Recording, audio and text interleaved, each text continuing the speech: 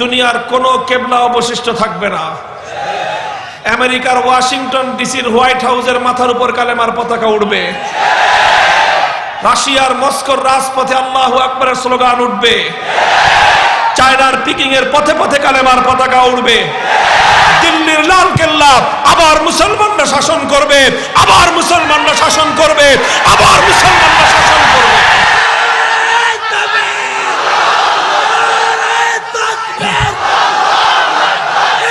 আল্লাহর রাসূল বলেন যে ওরা লাঞ্ছিত হবে, ওদের মুখের মধ্যে চুনকালি পড়বে, কিন্তু ইসলামের বিজয় রুখে দেওয়ার সাধ্য ওদের হবে না। আলামত শুরু হয়ে গেছে। এজন্য আমরা সতর্ক করে দেই, সজাগ করে দেই, আহ্বান জানাই। অনেক মুসলমান আছে কিন্তু তারা ইসলাম এবং মুসলিম জাতির বর্তমান দুর্দিন দেখে নিজেদেরকে ইসলামপন্থী হিসেবে পরিচয় দিতে তারা ইতস্তত বোধ করে। তারা বলতে যায় যে না, আমরা ইসলামপন্থী না। তো ইসলামপন্থী না তাহলে কি? কেউ বলে আমি মস্কোপন্থী, কেউ বলে আমি ওয়াশিংটনপন্থী, কেউ বলে আমি পিকিংপন্থী, কেউ বলে আমি দিল্লিপন্থী। সকলের জন্য সতর্কবাণী হলো এই, সব কেবলা ছেড়ে দাও, ভালো মানুষ হয়ে যাও। দুনিয়ার কোনো কেবলা অবশিষ্ট থাকবে না। আমেরিকার ওয়াশিংটন ডিসির হোয়াইট হাউসের মাথার উপর কালেমার পতাকা উঠবে। রাশিয়ার মস্কোর রাজপথে আল্লাহু আকবারের স্লোগান উঠবে। চায়নার পিকিং এর পথে পথে কালেমার পতাকা উঠবে। দিল্লির লাল কেল্লা আবার মুসলমানরা শাসন করবে, আবার মুসলমানরা শাসন করবে, আবার মুসলমানরা শাসন করবে।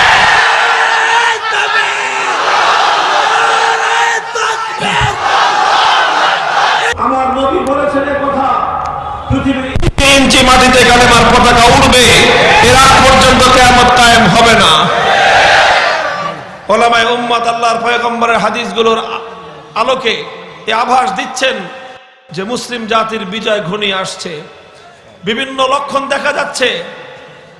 আমাদের কথাগুলো হয়তো কেউ উপহাসের খোরাক হিসেবে গ্রহণ করতে পারে, কেউ মিটি মিটি হাসতে পারে, বলতে পারে যে দুনিয়া জুড়ে মুসলমানদের করুণ সময় চলছে, সারা দুনিয়ার মানচিত্র ইসলাম মুসলমানদের রক্তে রঞ্জিত।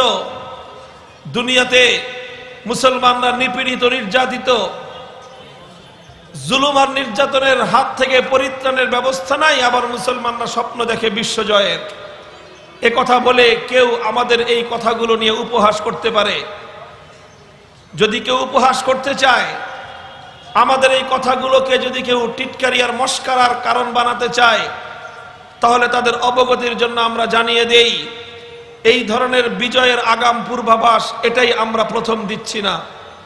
আমাদের ইতিহাস বলে, আমাদের কোরআন আল্লাহর পক্ষ থেকে, আল্লাহর পয়গম্বরের পক্ষ থেকে এরকম আরো অনেকগুলো ভবিষ্যৎবাণী অতীতেও করা হয়েছিল।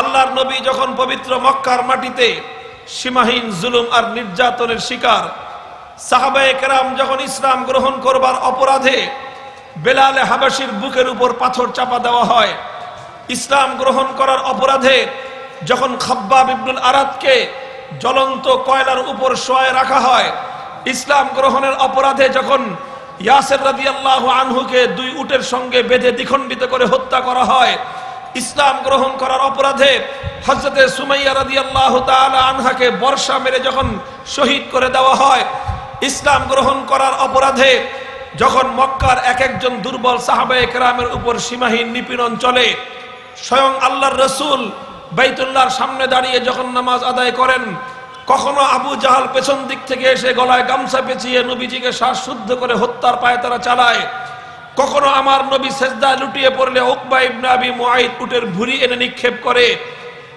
মক্কায় যখন মুসলমানরা এতটাই নির্যাতিত, এতটাই নিপীড়িত, এতটাই অসহায় যে কেউ নিজের পরিচয়টুকু পর্যন্ত দেওয়ার সাহস পায় না, রাতের অন্ধকারে দারে আরকাম ইবনে আবিল আরকাম রাদিয়াল্লাহু তাআলা আনহুর ঘরের মধ্যে অতি গোপনে আল্লাহর নবীর কাছ থেকে তারা দ্বীনের তালিম গ্রহণ করেন। এই যখন মক্কার অবস্থা, মক্কার শীর্ষ সন্ত্রাসীগুলো দৌড়দণ্ড দাপটে মুসলমানদের উপর জুলুম আর নির্যাতনের দাস্তানগুলো রচিত করে। ওই সময় আল্লাহর কোরআনের আয়াত নাজিল হয়েছিল, সূরাতুল কমরের আয়াত, সাইয়ুহজামুল জামউ ওয়া ইউওয়াল্লুনাদ দুবুর। সাইয়ুহজামুল জামউ ওয়া ইউওয়াল্লুনাদ দুবুর। আমার আল্লাহ বলেছিলেন, হে আমার হাবিব, আপনি বেঈমানদেরকে খবর দিয়ে দেন, সেদিন বেশি দূরে নয়, এমন একটা দিন অত্যাসন্ন, যেদিন বেলালের হাতে উমাইয়া ইবনে খালাফরা ধরাশায়ী হয়ে যাবে, যেদিন খাব্বাব আর আম্মার বিন ইয়াসিরদের মতো এই দুর্বলদের হাতেই সেই ওয়ালিদ আর মুগীর ওয়ালিদ ইবনে উতবা ইবনে শাইবা ইবনে রবিআ এই সমস্ত মক্কার বড় বড় দুর্ধর্ষ শীর্ষ সন্ত্রাসীরা ধরাশায়ী হয়ে যাবে, ওরা পরাজিত হবে, ওদের কোমর ভেঙে যাবে, বেলাল, খাব্বাব আর আম্মারদের হাতে বিজয়ের পতাকা উঠবে। কোরআনের এই আয়াত শুনে মক্কার কুরাইশরা অট্টহাসিতে ফেটে পড়েছিল। ওরা বলেছিল, দেখো মুহাম্মদের মাথা খারাপ হয়ে গেছে, নাউজুবিল্লাহ, আমরা নাকি পরাজিত হব, আমাদের মতো শক্তিমান, আমাদের মতো প্রভাবশালী, আমাদের মতো সন্ত্রাসী, আমাদের মতো জঙ্গিবাদীরা পরাজিত হবে, আর এই সমস্ত দুর্বল কৃতদাস অসহায় মানুষগুলো বিজয়ী হবে। পৃথিবীতে এর চেয়ে হাস্যকর বিষয় আর কি হতে পারে? এগুলো বলে ওরা আল্লাহর কোরআনের আয়াত নিয়ে ঠাট্টা আর মস্করা করেছিল। এরপরের ইতিহাস কি? ইতিহাস জানে 5 বছর অতিক্রান্ত হওয়া লাগেনি, আমার নবী মদিনায় হিজরত করেছেন। হিজরি 2য় সনের রমজান মাসের 17 তারিখ বদরের রণাঙ্গনে 1000-এর দুর্ধর্ষ বাহিনীর বিরুদ্ধে 313 জন নিরন্ন নিরস্ত্র অসহায় সাহাবায়ে কেরাম, যাদের অনেকের গায়ের মধ্যে পরিধান করবার মতো কাপড় ছিল না, শুধুমাত্র একটি লুঙ্গি পরে জিহাদের ময়দানে এসেছিলেন। অনেকের হাত পেটের মধ্যে খাবার ছিল না, সারা দিনে একবেলা খাবার তাদের পেটে জুটত না, অনাহারী অবস্থায় তারা বদরের রণাঙ্গনে এসেছিলেন। যুদ্ধ করবার জন্য তরবারি সাথে আনতে পারেন নাই, খেজুরের গাছের লাঠি নিয়ে এসেছিলেন। সওয়ার হওয়ার জন্য পথ চলবার জন্য কোনো ঘোড়া আর উট ছিল না। অধিকাংশ 313 জন সাহাবায়ে কেরামের মধ্যে 250 সাহাবায়ে কেরাম পায়ে চলে এসেছিলেন। এই অবস্থায় 313 জন সাহাবায়ে কেরাম যখন আল্লাহর পয়গম্বরের নেতৃত্বে হকের ঝান্ডা নিয়ে বদরের রণাঙ্গনে অবতীর্ণ হয়েছিলেন, দিন শেষে দেখা গিয়েছে 1000-এর দুর্ধর্ষ বাহিনীর কপালের মধ্যে কালে পরাজয়ের কালিমা লেপ্টে গিয়েছে। বেলালের হাতে উমাইয়া ইবনে খালাফ ধরাশায়ী হয়ে গিয়েছে, উকবা ইবনে আবি মুআইদ ধ্বংস হয়ে গিয়েছে, মক্কার 70টা শীর্ষ সন্ত্রাসী ধরাশায়ী হয়েছে, বাকি 70টা গ্রেফতার হয়েছে, বাকিগুলো ময়দান থেকে গুটিয়ে পালিয়ে যেতে বাধ্য হয়েছে। দিন শেষে বেলাল, খাব্বাব আর আম্মারদের হাতে আমার আল্লাহ বিজয়ের পতাকা উড়িয়ে দিয়েছেন। আল্লাহ রাসূল সাল্লাল্লাহু আলাইহি ওয়াসাল্লাম বদরের যুদ্ধে বিজয়ের শেষে যখন মদিনার দিকে ফিরে যাবেন, আল্লাহ নবী হুকুম করলেন সমস্ত বড় বড় নেতা যেগুলো আছে, আবু জাহাল মার্কা, উতবা, শাইবা, রবি, ওয়ালিদ, এই সবগুলোর লাশ টেনে এনে বদরের প্রান্তে একটা পরিত্যক্ত কূপ ছিল, যেই সবগুলো এই কূপের মধ্যে জমা করো। বড় বড় নেতাদের লাশগুলোকে ওখানে জমা করা হলো।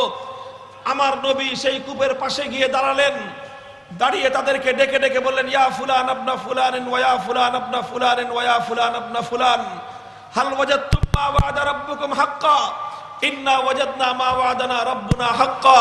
হে বেঈমানের দল, আজ আমার আল্লাহ পাক রব্বুল আলামিন যেই প্রতিশ্রুতি দিয়েছিলেন সেটা পূর্ণতা পেয়েছে, তোমাদের দেখা হয়েছে। আল্লাহ পাক রব্বুল আলামিন বলেছিলেন, আল্লাহর দ্বীনের সঙ্গে টক্কর দিতে এসো না, ভেঙ্গে খান খান হয়ে যাবে। আল্লাহর সেই ওয়াদা বাস্তবায়িত হয়েছে বলে মনে করো তোমরা? এখন কি দেখতে পাচ্ছ? আল্লাহ পাক আমাদের সঙ্গে যে ওয়াদা করেছিলেন হকের বিজয় আল্লাহ পাক দান করবেন, আল্লাহ তো আমাদের সঙ্গে তার কৃত ওয়াদা পরিপূর্ণ করে সেরেছেন। হযরত ওমর ফারুক রাদিয়াল্লাহু তাআলা আনহু পাশ থেকে বলেছিলেন, ইয়া রাসূলুল্লাহ মা তুকাল্লিমু বিআজসাদিল্লাহ আরওয়াহালাহা, ও নবী আপনি এদের কাদের সাথে কথা বলতেছেন? এগুলো তো সব মরা লাশ, ওরা কি আপনার কথা শুনতে পায়? আমার নবী বলেছিলেন, ওয়াল্লাহি মা আনতুম বিআসমা লিমা আকুলু মিনহুম। হে আবু বকর, হে ওমর, হে ওসমান, হে সাহাবায়ে কেরাম, আমার সাহাবী যারা আছো, তোমরা আমার কথা আমার পাশে দাঁড়িয়ে যতটা শুনতেছো, আমার কথাগুলো বেঈমানের দল তোমাদের চেয়ে বেশি শুনতেছে। আল্লাহ পাক রব্বুল আলামিন বদরের রণাঙ্গনে বিজয়ের ঝান্ডা মুসলমানদের হাতে তুলে দিয়ে প্রমাণ করে দিয়েছিলেন, আল্লাহর কোরআনের আয়াত উপহাসের পাত্র ছিল না, বরং আল্লাহর কোরআনের আয়াত সতর্কবাণী ছিল। পঞ্চম হিজরিতে আমার নবী যখন 3000 সাহাবায়ে কেরামকে নিয়ে খন্দকের যুদ্ধের জন্য প্রস্তুতি নিচ্ছেন, 15,000-এর দুর্ধর্ষ বেঈমানের দলকে প্রতিহত করবার জন্য খন্দক খনন করে সোনার মদিনাকে হেফাজত করবার আয়োজন করছেন। রাত দিন 24 ঘন্টা লাগাতার মাটি কাটা চলছে। মদিনার অধিকাংশ সাহাবায়ে কেরাম তখন দিনমজুর, সমস্ত কাজ কারবার ফেলে রেখে রাত নাই দিন নাই একাধারে মাটি কাটতেছেন। 3.5 মাইল লম্বা খন্দক খনন করতে হবে বেঈমানরা আসার আগেই। সুতরাং রাত নাই দিন নাই, খাওয়া নাই দাওয়া নাই, ওই অবস্থায় মাটি কাটা চলতেছে। সাহাবায়ে কেরামের আয় ইনকাম বন্ধ। তারা মিনতিগিরি করে, কুলিগিরি করে জীবিকা নির্বাহ করতেন। আজ কয়েকদিন ধরে তারা সকলেই মাটি কাটায় লিপ্ত, ইসলামের জন্য, সোনার মদিনাকে হেফাজত করবার জন্য। কাজেই তাদের খাবার দাবারের আয়োজন নাই, অনাহারে অর্ধাহারে মাটি কাটা চলছে। না খেতে খেতে অনেক সাহাবীর অবস্থা এমন দশায় পৌঁছলো, পেটের চামড়া গিয়ে পিঠের সঙ্গে লেগে গেছে। পেটে কোনো খাদ্য নাই, খাবার নাই। পেট যখন শুকিয়ে যায় তখন আস্তে করে কোমর বাঁকা হয়ে যায়। কোমর বাঁকা হলে মাটি কাটা যায় না, কোমর বাঁকা হলে মাটির বস্তা, মাটির টুকরি মাথায় তোলা যায় না। সাহাবায়ে কেরাম চিন্তা করলেন পেটের ক্ষুধা এক সময় নিবারণ হবে, কিন্তু সময় কেটে গেলে সময় তো আর ফিরে পাওয়া যাবে না। এজন্য তারা ক্ষুধার্ত অবস্থায় কোমর সোজা রাখবার জন্য পেটের উপর পাথর বাঁধলেন। পেটের মধ্যে পাথর বেঁধে আল্লাহর দ্বীনের জন্য মাটি কাটা অব্যাহত রাখলেন। যন্ত্রণা তো অসহ্য, ক্ষুধার যন্ত্রণা সহ্য করতে না পেরে কয়েকজন সাহাবী আল্লাহর নবীজির কাছে চলে গেলেন। গিয়ে নবীজির কাছে গিয়ে নিজেদের পেটের উপর থেকে চাদরটা সরিয়ে পেটের অবস্থা দেখালেন, যে ইয়া রাসূলুল্লাহ, ক্ষুধার তাড়নায় পেটের মধ্যে পাথর বেঁধেছি। প্রিয় সাহাবায়ে কেরামকে আল্লাহর নবী কি বলে সান্ত্বনা দিবেন? নবীজি মুখের কোনো ভাষা প্রয়োগ করে সান্ত্বনা দেন নাই, কোনো বক্তব্য দেননি, সান্ত্বনার বাণী শোনাননি।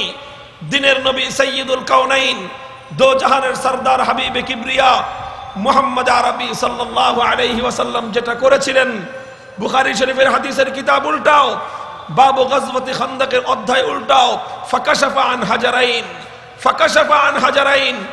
আমার নবী সাহাবীদেরকে সান্ত্বনা দেওয়ার জন্য নিজের পেটের উপর থেকে চাদরখানা সরিয়ে ফেললেন। সাহাবায়ে কেরাম তাকিয়ে তাকিয়ে দেখলেন যে আমরা তো নিজেরা ক্ষুধার তাড়নায় পেটের মধ্যে একটা করে পাথর বেঁধেছি, আর আল্লাহর নবী ক্ষুধার তাড়নায় নিজের পেটের মধ্যে 2টি পাথর বেঁধে রেখেছেন। মুহতারাম হাজিরিন, সাহাবায়ে কেরাম নিজেদের ক্ষুধার যন্ত্রণা ভুলে গেলেন। নিজেদের দুঃখ যন্ত্রণা ভুলে গিয়ে তারা দ্বিগুণ উৎসাহ নিয়ে আল্লাহর দ্বীনের জন্য মাটি কাটা অব্যাহত রাখলেন। খন্দক খনন চলতে থাকলো।